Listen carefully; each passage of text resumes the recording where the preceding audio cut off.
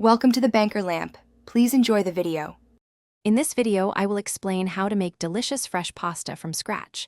We'll start with the fundamental ingredients. For every 100 grams of durum wheat semolina flour, you'll need 1 large egg. This classic ratio ensures a perfect dough.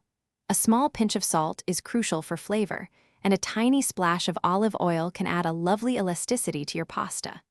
These simple components are the foundation for an incredible culinary experience, promising a delightful texture and taste. Now, let's get our hands into the dough. First, create a well in your mound of flour and gently crack the eggs into its center. Slowly, use a fork to incorporate the flour from the edges into the eggs, forming a shaggy dough.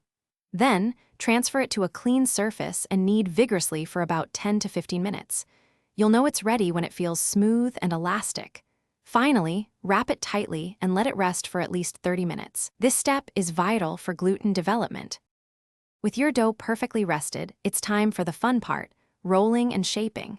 Divide your dough into smaller, workable portions. Using a pasta machine or a rolling pin if you prefer, roll each piece progressively thinner. Aim for a thickness of about 1 to 2 millimeters. This ensures a delicate bite. Once rolled, you can cut your sheets into various shapes, perhaps classic fettuccine or elegant tagliatelle. This step truly brings your fresh pasta to life, ready for cooking. Finally, let's cook and enjoy your homemade masterpiece. Bring a large pot of generously salted water to a rolling boil.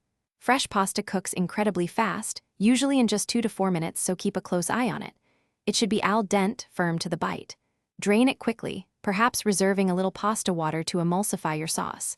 Then, toss your freshly cooked pasta immediately with your chosen sauce and serve it piping hot. Enjoy the fruits of your labor. Thanks for watching. If this was helpful, leave a like and consider subscribing. See you next time.